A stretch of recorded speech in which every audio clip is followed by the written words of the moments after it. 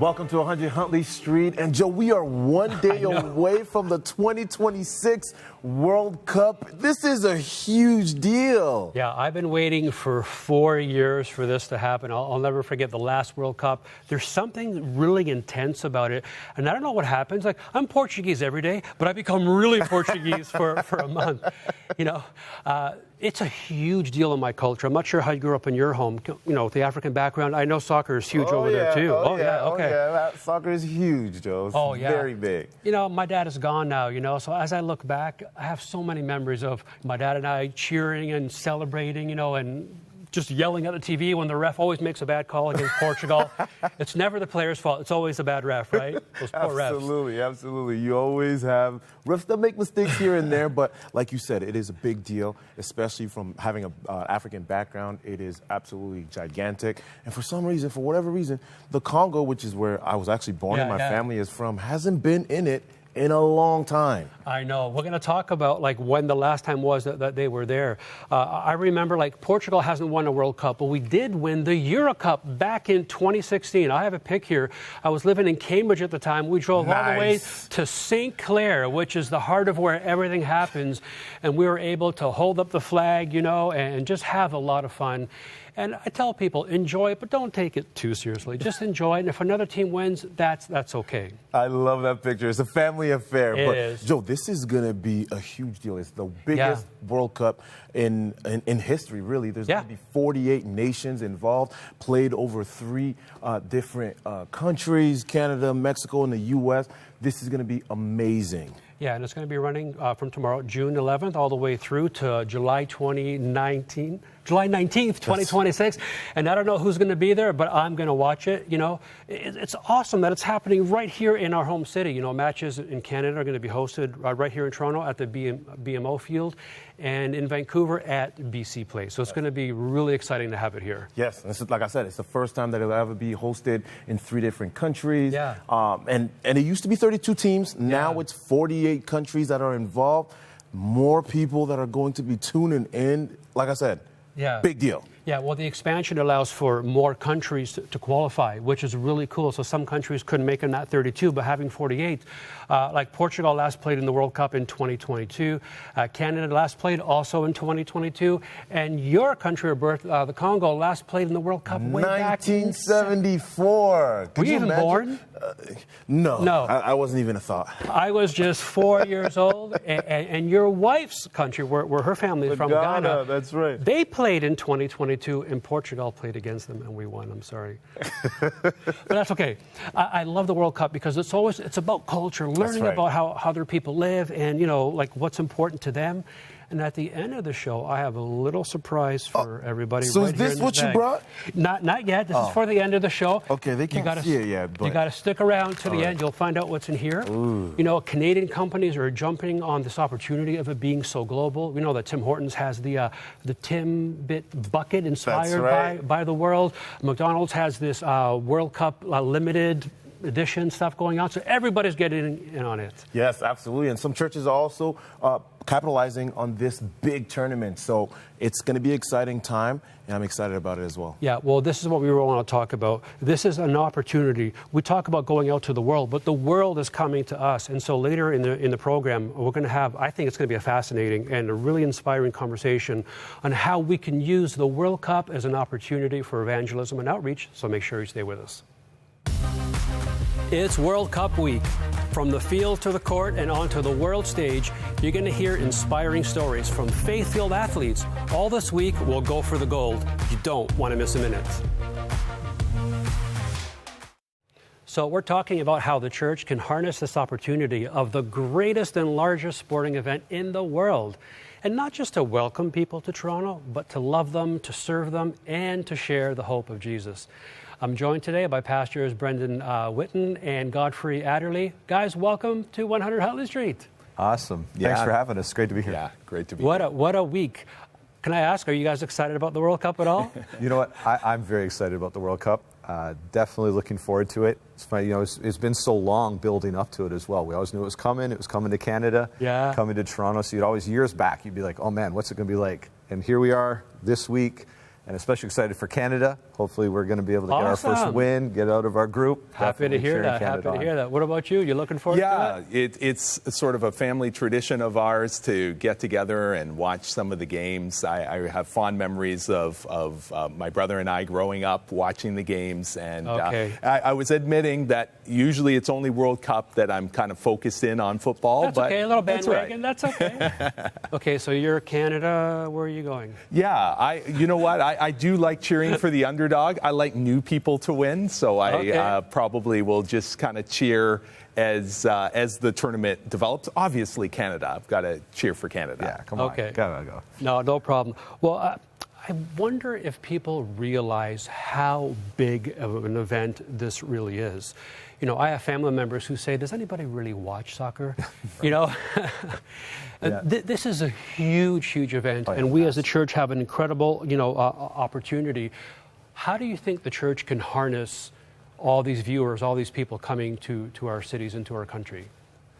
Well, I mean, I think there's a number of different things that churches can do. Obviously, there will be many starting within your congregation and in your church. There's going to be many people that are cheering, celebrating, watching. So it's a great opportunity, kind of building community within the church and encouraging your church members through their enjoyment, celebrating with other people to really to reach out to others. And especially somewhere like, I mean, we're here in Toronto. I know it's not the same all across the country. Sure. But really and truly, right across Canada, it's becoming much more diverse, much more multicultural. So you'll even have different people cheering for, hopefully Canada too, but their nation of origin as well, and Right. cheering as well. So I think it's just, I don't know about you, but I find, it's such an open door, even just to practically talk with people. It's like, it becomes this common uniting factor. Hey, who are you cheering for? What did you think of the game? Okay, we're cheering for Canada. How's Canada doing? Or another country. Sure. So I think within the congregation, but it's just really a common connect point to reach out to people, to build a bridge, and then to build on top of that to share the love of Jesus. Yeah, so you're in Toronto. Do you find that as well? Yeah, Lots of I opportunity? would say the same thing. And there's so many things in our world today that is sort of dividing people. And so to have something like this that can bring people together, that can, just have this sense of camaraderie and different things. And yeah, we'll all have our favorite teams and be cheering. But it's just wonderful to have an event like that everybody's going to be talking about in the world. Yeah. Everybody's going to be talking about this. Yeah, you're right, though. It's such a natural point of conversation just to open up. So I live here in Burlington, and just the other day I was, parked somewhere at a mall or something, and I have the Portugal flags in my car. Pretty easy to, that's Joe's car right there. Yeah. And this guy had Germany flags on his car, and so we just started to talk right away about Germany and Portugal, who was going to win, which players were better, and this and that. And you know what? We high-fived at the end, and it was just kind of a really nice thing. And I think it's awesome that you guys are here to promote something and talk about an initiative that the church is really being intentional about harnessing this opportunity. So tell us a little bit about Kingdom Go. Well, what's kind of the push, the drive behind that? Whoever wants to start. Yeah, sure. Well, Kingdom Go is an initiative that's going to be happening in the city of Toronto. We took one of the weeks during the World Cup, and we said, basically, if I could say it simply this way, let's do a missions trip to our city during this week. Oh, I like that. So, like we could say, we talk about, let's go do a missions trip here and a missions trip there, which is amazing. Yeah. We said, let's do a missions trip to our city. And we're going to have all these people coming from all over the world. Obviously, Torontonians are going to be out in the Fan Fest. People are at the games. And so let's take a week and let's just go out, let's share the love of Jesus. Let's go out, let's obviously training, preparation, going in a group and team, but let's go out and let's just see what God could do. And so that was kind of the idea. And then the second piece of it that's really important is we said, let's work together. Let's see how many different churches. So we obviously pastor different congregations. There's many other ministries that are plugging in other churches that are getting involved. And whether it's a church officially or just a Christian who just says, I want to come down.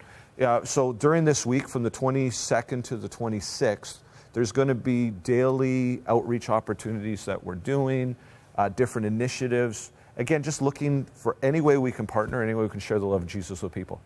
Yeah, I love that. And how did you and your congregation kind of come into this? Yeah, so Brendan had given me a call because one of the things that we were looking to do is either have a couple of moments to gather all together. Even though we're going to really emphasize being out on the street and doing outreach, we wanted some rallies that we could come together at the beginning and towards the end. And so where our church is located at Yonge and Bloor was kind of a central location that we were going to look at doing some of that things. But we had also had some experience in doing outreach with the Pan Am Games and other sporting events that had come to town. So when we started putting our minds together, we said, hey, what's a really simple way that we can encourage people to bring out people from their church that might be interested in just learning a very simple approach to sharing the love of Jesus with people and then also sharing the gospel. Well, I love this, and I love seeing the unity. And I think that's changing over time. I remember when I was pastoring, it was many years ago now, but I felt like everybody was more siloed. It's kind of like you do you, I'll do me, and we'll see you in heaven type thing. Yeah. No, but seriously, have you seen like more of a spirit of unity in the churches, not just in Toronto, but kind of collectively across the country? Have you experienced that? Yeah, for sure. Well, I mean, I think we could both speak to that. Well, you're here together. Yeah, first of all. yeah, we're here together, right? Yeah, exactly. I've definitely seen that, and I think there's a number of different factors that are playing into that. But there is a greater sense of unity amongst churches, amongst ministries and believers, and even across denominational lines. And it's one of the things actually that I know when I've been talking to our church about this. It's one of the things I really emphasize. I say, like, it's great we're doing this. It's even better that we're doing this with other churches. We're doing this with other ministries. And it's really, there's some cool things, happening around unity right now, even in the city of Toronto, that, we're very excited about. So we want this to just be another building block in what God's doing. And then part of the idea we've talked about is, and I know other people are very much on board with it, is let's do this, but then let's build some synergy so we can do it again when there's another opportunity in the city. And how can we work together more and more as churches and ministries and believers going forward? Yeah, I know one of the important things besides bringing our churches and our people together was also partnering with the right ministries as well that really specialize on training and equipping people to be able to share that gospel message with people or even just share their testimony. And so we've been really fortunate to partner with organizations like Disciple a City and with Scripture Union and I Am Second.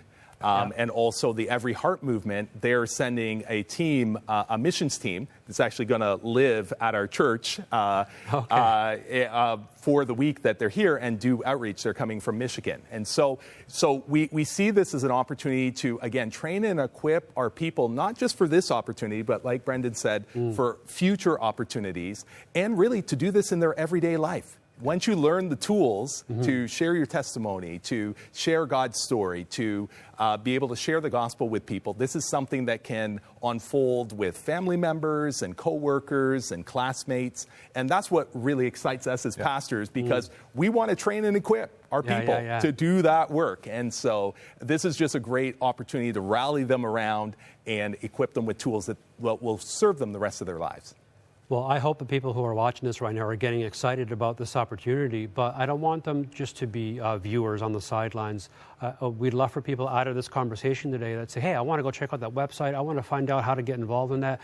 What can people expect if they come down? Is it just to watch games? Is it just to swap jerseys? Like, what kind of, are there practical things that you're wanting to accomplish during this tournament? Yeah, so one of the things that we've done is that we've kind of created two hubs with partnering churches that are going to be there, one in the east and one in the west.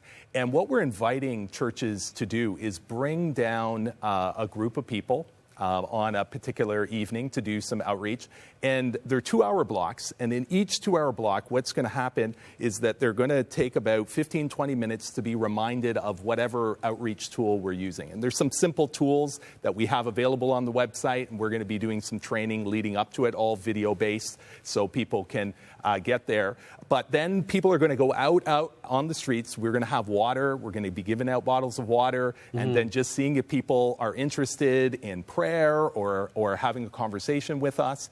And so people can come with their group, even if they've never had experience doing this type of outreach, they can come, and we have one of our partners facilitating, and they'll teach them the tools, they'll let them go out, and then they'll come back and do a debrief afterward. Oh, and good. so we're going to build everything into sort of, you just sign up and as your group and come down, and we'll take care of walking you through the process. And we know for a lot of people, something like this at first glance can seem intimidating. Sure. Going on the street, reaching out, maybe a lot of Christians have never done it before. I'm sure. But part of the power is it's going to be a team atmosphere. There's training, and you're not being put out there by yourself. So even for some people, if they've never done something like this before, come be part of the atmosphere. Even if maybe talking with someone's really super intimidating, hey, just come down and pray. Mm-hmm. Or partner up with someone who's very talkative. Let them do the talking, and you just kind of support them. But it's once you break through the ice, so to speak, it becomes so much easier. And then if you can do it here, it becomes much easier to do it in your everyday life, and to do it because you've kind of tried it. You stepped out. It's no longer this kind of wall of fear that stops you from stepping out. Yeah, no, I love that. And this really provides like a natural place for people to come to, because people are going to watch games anyway. Yeah. Whether people are some people are going to go to sports bars and clubs downtown and watch the games. They're going to be walking around and whatever. And so the framework is already being laid. You already spoke to this about a person maybe who's never done anything like this before and says, I'm not a pastor, I'm not an evangelist, I love the Lord and I want to be used, but like what do I have to offer? Like, what do you say, again, even maybe more specifically to a person who wants to be involved but doesn't really know what to do? Yeah. Well, I think one of the powerful things about God's story is the way that it intersects with our story in such an individual and unique way. And there are people out there that have questions about God and His purpose and plan for their lives, and it's going to resonate best when someone shares their story, because it's going to connect with them. So every unique person has the ability to share the story of how God intersected their life in a unique way. And we need that person. We need that story to be told. And you just need to learn how to do it in a way that is going to be respectful, kind, also being curious about what that other person might believe about faith. But these are things that we're all going to work on in terms of different approaches and techniques and really tools that they can use every day after they learn them. One thing I'm always encouraged about is, to remember, I think this is so important for us to remember, God is working in people's lives. God is drawing them to Himself. I think sometimes we put all this pressure on ourselves, and it's remembering God's the one who's working in people's lives. We just play a very small part in what He's doing. And sometimes, we can have a conversation with someone and we might feel like that didn't do any good, that went nowhere. But you don't know how God is going to work with that. I remember one of the guys who was in our church for years, real amazing follower of Jesus. He would always share his testimony of how he was in university, downtown Toronto. He had someone try and share the gospel with him, and he basically cussed them out. He cussed them out, and he said, and they would have gone away from that thinking, this is terrible. Right. It didn't work.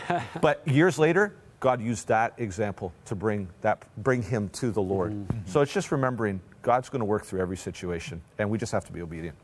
I love it, and this is just such a wonderful, cultural moment. We talk about, major hubs across the nation that are filled with culture, and how the world has come to Canada, and now the world is really coming to Canada to watch the game. So I'm really excited about this initiative. Maybe I'll have to drop down. Can I wear a Portugal jersey? That's okay? Well, I did have to ask Joe, if Canada and Portugal are playing each other in knockout rounds, which way are we going, Joe? Which way are we going? That's when we pray for the second coming. so that we don't do it. The other thing is, one of the things that we really hope for the Kingdom Go initiative is that it just is a catalyst. It's just to get people thinking about the different opportunities that they have. And so I've heard of churches doing watch parties. I've heard of churches running soccer tournaments for youth and young people. Like, it's whatever you can think about to get out there, get into your neighborhood, get into your community, and use this moment as an opportunity to connect. And so we'd love if people want to come along with us and be at one of our hubs and sharing that way. But we just want to encourage everybody, do something. Have a conversation. Have a moment to be able to use this this great world event for something positive. Love it. Guys, thanks for coming and sharing about this initiative. And I know that God is going to use it. Yeah. Amen. Well, thank you. We're glad to do it. We're believing God to do some great things. Amen. You know, what a powerful reminder, right? That when the world comes to our doorstep, the church has an opportunity to show up with love, to serve with humility, and to point people back to Jesus. Stay with us, friends.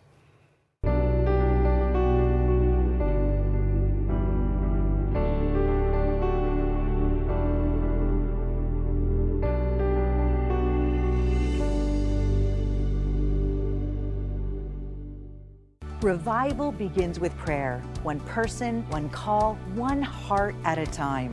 Every day, Crossroads Prayer Partners listen, care, and pray with those who feel alone or afraid. We urgently need 150 new prayer partners to meet the growing number of calls for hope across Canada. Be on the front lines of revival where every prayer makes a difference. Visit crossroads.ca/prayer volunteer to get started.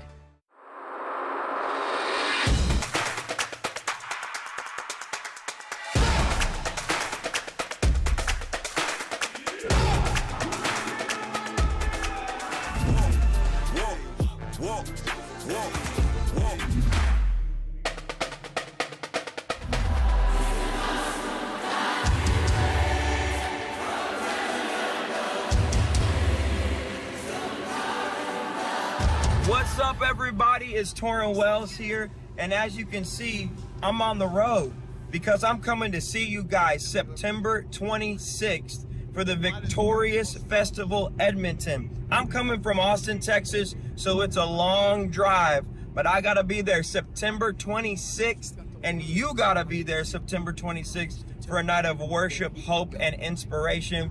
Make sure that you go get your tickets now at ticketmaster.ca. We'll see you soon. Sing again.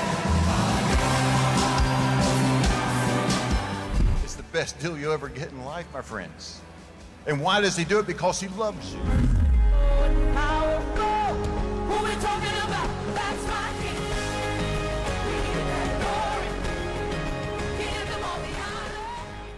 Join Crossroads in prayer for our nation of Canada. Together, let's invite God to ignite hope and renew lives coast to coast. Our prayer guide will equip you, your family, and your church. Get your free resource now at crossroads.ca. It is important for us all to remember that since we've been created in the image of God, we are called to be fruitful. In Genesis chapter 1, verse 28, we read, God blessed them, and God said to them, be fruitful, multiply, fill the earth, and subdue it. Rule the fish of the sea, the birds of the sky, and every creature that crawls on the earth. In the very first chapter of the Bible, we discover that our purpose is to be fruitful. Although this is referring to having children, and that is one way that we can be fruitful as we disciple our own children, what God has in mind for fruitfulness goes way beyond this. Jesus said in John chapter 15, verse 5, that the one who remains in me and I in him produces much fruit. In John 15:8, he said that my Father is glorified by this, that you produce much fruit and prove to be my disciples. And in John chapter 15, verse 16, he said, you did not choose me, but I chose you. I appointed you to go and produce fruit, and that your fruit should remain, so that whatever you ask the Father in my name, he will give you. Now, it's obvious from these verses that we were created to be fruitful, and that when we are born again, we are called to bear much spiritual fruit for the glory of God. Like the olive tree, fruitfulness is in our very spiritual DNA. Now, you might be sitting on the other side of this screen and thinking to yourself that you would love to be fruitful, but right now, the circumstances in your life are so difficult that you feel more like a tree that has been struck by lightning, and that you are more barren than you are fruitful. You've suffered so much loss, so much disappointment, discouragement. You know what? You feel like you can barely get by in life. And the thought of producing fruit right now, it's so exhausting to you, and it seems like a pipe dream. Your hopes have been shattered. Your dreams have been turned into nightmares. Your relationships or health or finances are languishing in this season, and you feel more like a failure than you do a fruitful olive tree. Now I want you to know today that it is not over for you. If you're still breathing, there is still hope. I know that you might be feeling burnt out and hopeless, but I want to remind you that the same Spirit that raised Jesus Christ from the dead lives in you. The Holy Spirit of God can rekindle the hope within you and can produce fruit in your latter days that will eclipse anything produced in your former days. If you're not dead, then God's not done with you. I want to remind you that producing fruit requires action, but it's not the action of frenzied spiritual activity. It's the action of abiding in Christ. In John chapter 15, verse 4, Jesus said, "Remain in me and I in you." Just as a branch is unable to produce fruit by itself unless it remains on the vine, neither can you unless you remain in me. Sometimes life feels heavy. The prayers you whisper, the battles no one sees. And in those moments you may wonder, God, how do I keep going? This month, as our thanks for your ministry support of Crossroads and 100 Huntley Street, we're delighted to offer the book, The Faith to Flourish by Christine Caine. God's not forgotten you. He sees you. He knows. He cares. And He never, ever, ever, ever forgets us. Rooted in the imagery of Psalm 52, Christine shows how God can grow deep faith in you, helping you stand firm and flourish in every season. On the other side of your obedience lies peace and love and joy and life and freedom. With a gift of $75 or more, or when you become a new monthly partner, request your copy. Call 1-800-265-3100 or visit crossroads.ca/flourish. Wow, Joe, I love what Christine Caine was saying. Isn't it encouraging to see and to know that God calls us to be fruitful, but He didn't say, go ahead and do it on your own. And she talked about the action. And the action is for us to remain in Him. And it's through Him that we're able to become fruitful. I love the book, The Faith to Flourish by Christine Caine. It is going to bless each and every single one of us because the beauty of it is it allows us to be equipped to be able to be fruitful. Yeah, being grafted, being connected is so important. We moved into a home here in Burlington a couple of years ago, and the previous owner was an Italian man, and he had kind of his vineyard in the back, and had been unattended for a while, and so we decided to take it down. But even though it was connected and it wasn't being cared for, it was still alive and it was still producing. But the moment we cut it, within days, it just started to just shrivel and die off. And that's why this message that's in this book is so important. And so for a gift of $75 or more, we want to send this out to you today. You can call 1-800-265-3100, or you can go to crossroads.ca/flourish, and we'll get this to you. Yes. Now, we got to say one more time, tomorrow is the big day where it's all beginning. It's the first day of the World Cup, and I think it's going to be, it's Mexico. And South Africa? And South Africa to start. Right. And I love how cultures are crashing together in a healthy way. And I think I've said it before that I'm Portuguese. You may have heard me say that. And I said I had a little surprise for the end of the show. And so I brought some of my culture to share with only two. Unfortunately, I couldn't get more. And these are even being sold at Tim Hortons. They're that good. These Portuguese custards called natas are being sold there. And so I have one for you. Oh, thank you, my co-host. There you go. There we go. And one for our floor director, who is our honorary Portuguese, because she's been to Portugal more than anyone else in this place. Well, we want you to harness this and use it as an opportunity. In Acts 1:8, we're told to go out into all the world to be witnesses. But now we have the reverse. The world is coming to us. So use this as an opportunity. Host a game. Cook some local food from the cultures representing the teams that are playing. You never know the impact that you can have on a person who's watching the and game. don't go alone, which is what I love. Pastor Brandon, Pastor Godfrey, and both of their churches are working together. That is the beauty of the kingdom. That's right. So enjoy the game. Whoever you're cheering for, God bless you. We'll see you tomorrow. Here, one more.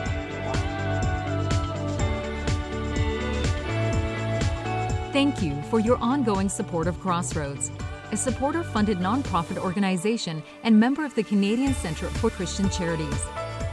Thanks to faithful people like you, we are able to continue producing 100 Huntley Street. You can write to Crossroads, P.O. Box 5100, Burlington, Ontario, L7R4M2, or visit crossroads.ca to learn more about our programs.